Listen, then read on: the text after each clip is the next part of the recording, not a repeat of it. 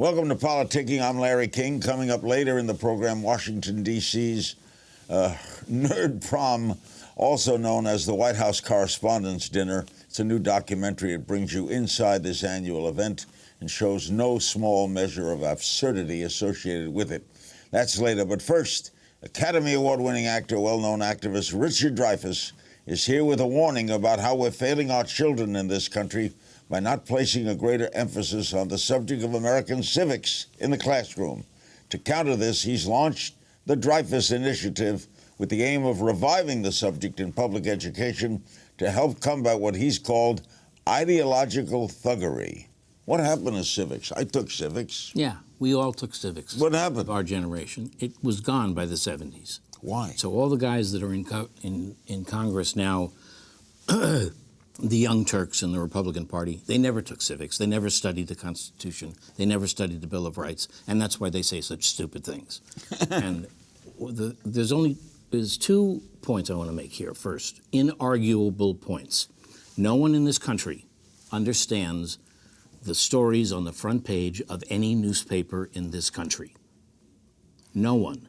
We don't understand the bailout, but Wall Street, foreign policy, the Fed, the prime mortgage controversy, the bank. We don't understand any story on the front page. 2, Western kids are now joining ISIS.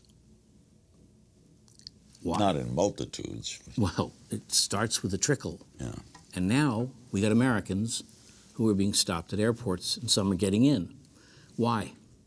Because even though it sounds crazy, it's the only spiritual movement being talked about in the media. No one talks about the values of the Enlightenment that made strong the Constitution and the Bill of Rights. Nobody talks about the secular faith of the United States or Western Europe. And that's why kids who grow up with a spiritual yearning of one kind or another find themselves taken by these people. But why did we stop? Civics was required when I was in 8th grade. Yeah. Why did it stop? Is there no civics course taught in middle school? Well, they'll say that it's part of Common Core and No Child Left Behind, but it's really not. And it's been relegated to the idea that it's politically rude to discuss things that maybe certain sections of the country disagree with, or it's a controversial issue to say that there's such a thing as America being responsible for the greatest political miracle in history, which is true, and our kids don't know that story anymore. And that's a shame. So what is the Dreyfuss Initiative? The Dreyfuss, I went to Oxford for 4 years, from 2004 to 2008, to study the damage being done by the absence of teaching civic authority to our kids. We are the sovereign power in this country. No one tells us that or how to make it work. Students are an intellectual resource pool from which we get the people who run the country tomorrow. And no one is creating intellectual excellence in any way. And there are methods to do this. It doesn't cost anything. It's not a question of money, but you have to teach debate, discussion, dissent, civility, and context. You teach those 5 methods of discussion and debate, and you will hone intellectually the ability to think with clarity and express yourself, and also you can find yourself falling in love with the values of this nation. But how do you get it steamrolling? What do you do? Well, that stumped me for the last 7 years, because I'd get rooms full of rotaries and chambers of commerce, and they'd all be nodding, and then they would just nod, and that was the end of it. And I finally realized that I was being far too civil about this, and I've lost my sense of humor, because my kids are going to grow up in a world where the United States of America is a fable, and I think that's despicable. We are the greatest idea for governance in the history of the world. We caused the greatest mass migration of people in any time in history until the United States 98% of the people of this world were hanged, flogged, or lost their fingers if they learned how to read or write or do sums for 6,000 years in every empire and every nation. Until we said, if you can make the journey, if you can get here, we give you that for free. That's our starting point.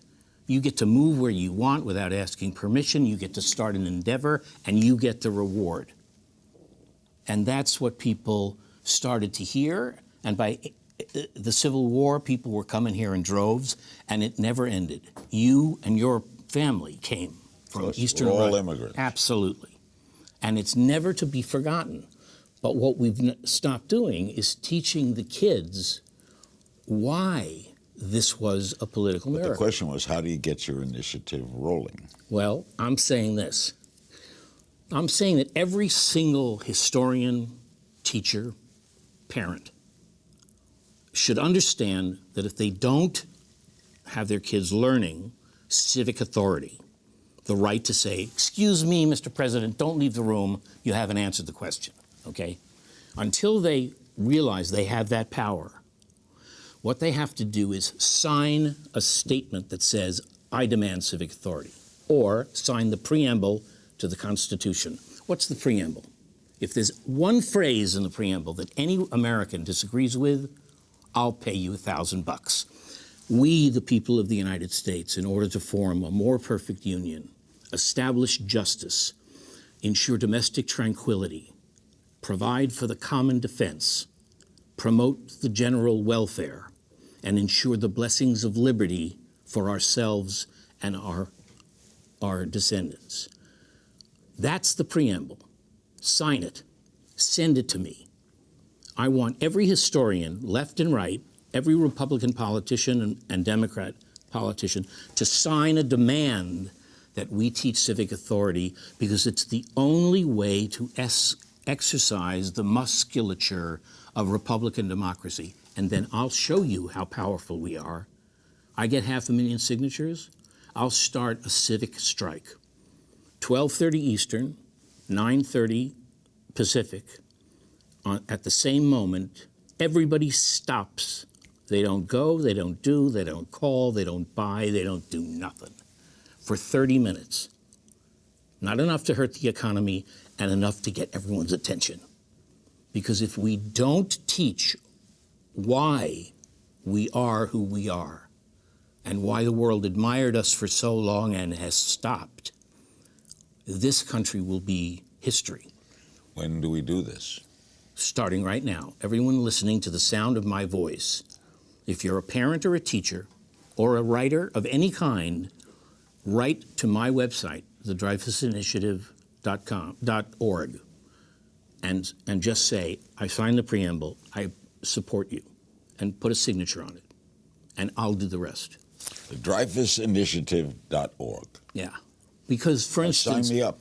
You know, if I was a history teacher, I would say this. Any kids coming into my classroom, I'd say, how many kids here have the same politics as their parents? And whatever number raises their hand, I say, for this semester, you take the opposite.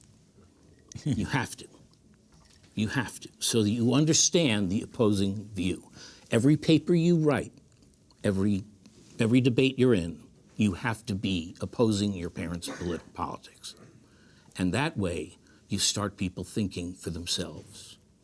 And our country right now is in a complete, vivid, unmistakable decay. Everyone knows it. Everyone feels it. When you think of the future of America, it makes you uneasy instead of comfortable. Have you always been involved politically? Yeah. Yeah. Yeah. My great aunt assassinated Tsar Alexander III in 1881. Yeah, she was a member of the Narodnaya Volnya, the Narodniki. Wow. So you could say that my family caused the oppression of the secret police of Russia to come down heavy. And then in 1905, there was a revolution, which got smirched.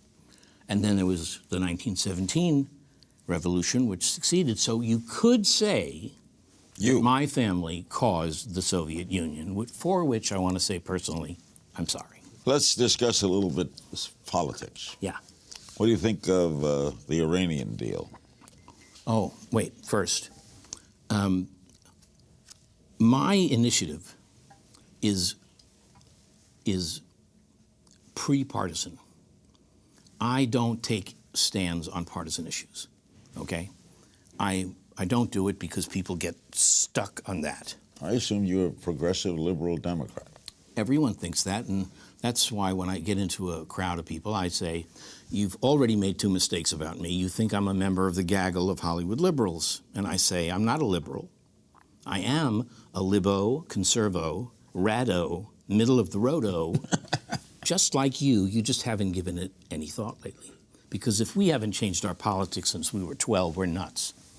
So my politics have changed, and my partisan politics don't exist anymore. I'm a centrist. I'm a passionate centrist who believes in the Constitution and the Bill of Rights. I thought there are no passionate centrists. That's what they say. But the fact is, we'd save the world. So, do you know any moderate Republicans? I asked the Tea Party that. Would you allow anyone in your party to be called a moderate? And they said, no. And I said, well, doesn't that mean you've just defined yourself as an extremist party? And doesn't that mean you're doomed? And they got up and left without answering. And I was on a talk show with the Mike Douglas show, remember, from Philadelphia? Oh. And Donald Rumsfeld was on the show. And it was in the 70s when... He was a congressman? No, he was in exile. He was the Republican in exile. So, but he was furious at Carter for expanding the amnesty program of Ford. And he said that everyone who went to Canada deserved to go to jail for the rest of their lives for treason. And so because I had been a conscientious objector during Vietnam and I served 2 years in a hospital, they thought that I had the cred to talk to him. And I said, can I ask you a question? He said, yeah. I said, if Martin Luther King had been arrested for breaking segregation law in Mississippi in 1960, but he hadn't gone to jail until 65 had passed, and everyone knew those laws were nuts, would you expect him to go to jail? He said, no. I said, well, the helicopters have left the building, and we have admitted we were wrong in Vietnam. So why are you saying that these premature anti-fascists in Canada, and he went, ah, and he left in the middle of the taping, which is never done, as you know, of course, and is the proudest thing I've ever accomplished. Define ideological thuggery. Well, it's really simple. There are extremist Islamists right now called ISIS and Al-Qaeda, and Western kids, British and American, have been drifting towards joining them, and we know that's started to happen. What is that? That's a footprint of the future. That's the system, unless we take action, that's going to replace the greatest idea for governance in the history of the world, Republican democracy. But we've stopped exercising it, we've stopped teaching it or understanding it. So what's going to happen is we're going to go right back to the 5th century. We're going to go back to ideological thuggery, and when you read about ISIS destroying the temples and the statues of the ancient Assyrians, you know these people are nuts, and they have to be stopped. And we're so obsessed with our local contemporary issues that we still bother to think or make the mistake and confuse that Putin is not a communist. You know, Putin's head of a country. Our problem is ISIS over here. What are we going to do about that? And the Pentagon has not a clue as to how to fight them. So what's going to happen? They're going to take over our kids. So obviously we need a strong, some moral leadership here. Yes, right? and we need civics taught to the power, the sovereign power. That's what we invented here. You know, all men are created equal, and this is government of, by, and for the people. And that meant that kids in school were turned from students into citizens in school. We've stopped doing that. Well said, Richard. So therefore, do you endorse any candidates anymore? No. No, I You don't support endorse no- candidates. I don't endorse. Do you parties. vote? Aha. I will sometimes. I won't sometimes. Voting is not You the don't issue. have to vote. The fact is that when we're voting completely uninformed. We're voting on empty phrases. We have no idea what we're voting for or against because we don't understand the financial, the Wall Street, the business, the corporations. Well, what do you think we need? A Lincoln? Do you think we need a? I think we need an act that will be vivid. And people, I once ran into a Republican federal prosecutor. That's how he introduced himself. And I said, great, put some bad people in jail. And he said, I will. I said, I mean it. We need villains punished. And we have not had in my lifetime, anyone who has been punished as an office holder or as the head of a company. Corporations in this country are not, you can't get them. You can't As punish Ralph them. Nader said, if you had criminal corporate liability, you change a lot of this country. And Henry Paulson, who is the Treasury Secretary, he actually said recently that he's against all regulations, but unless an industry comes up with its own accountability and regulations, he's for regulation. He needs, everyone knows, if you're rich enough, you're going to take advantage. Yeah. And you have to punish those people and then make the prosecutor a hero and elect him president. So you are singularly alone in this, aren't you, until you get all these people? Actually, I'm a voice that may bring up a subject people haven't heard, but everyone agrees. I've talked to 200,000 people in front of 200,000. I've not had one person disagree. Well, how can you disagree with it? Right. So how come nothing happens? I went to Washington, and from the Cato Institute on the right to the Huffington Post on the left, no one agreed to sign anything demanding civics be brought back. Nobody. All the people they represented in the country, they want it. But the institutions in Washington said no. Because? Because they're so disgracefully driven by this partisan nonsense. I'm going to hold my breath until I turn blue before I help the other party. And that's absurd. And so they just don't think past their noses. They're not thinking about their kids. They act towards their own children as if their children were their enemy. We have warehoused our children. We're not teaching them anything in public schools. And my whole initiative is for the grades below high school graduation. I attended the White House rollout of what they called the university level civics. And I raised my hand and said, if you're going to hold off how to fall in love with America and patriotism and civics until the kids are in college, you're going to be met with a solid wall of skepticism and cynicism. You got to get them when they're young, in kindergarten and first and second grade. You wait till they're 19 and they're going to say, up yours, Charlie. When did you come upon this? When in your years ago, when did you start to evolve? Well, after a while, I've been acting in film and theater for 40 years. And after a while, you can say, all right already. You get to do something else. So I went to Oxford. And I was I went to Oxford for 4 years as a senior advisory researcher at St. Anthony's College to explore what the damage was in our nation by not teaching the basic principles of the Bill of Rights and the Constitution. You are an amazing man. Yes, I am. I cannot get enough of this guy, so we're going to continue the conversation with Richard Dreyfuss on the web on aura.tv/politicking. I adore you. You've got to come back. You are a very special guy, Richard. Like a tingly there. For more information on the Dreyfuss Initiative, check out the DreyfussInitiative.org. Thank you, Richard. Thank you.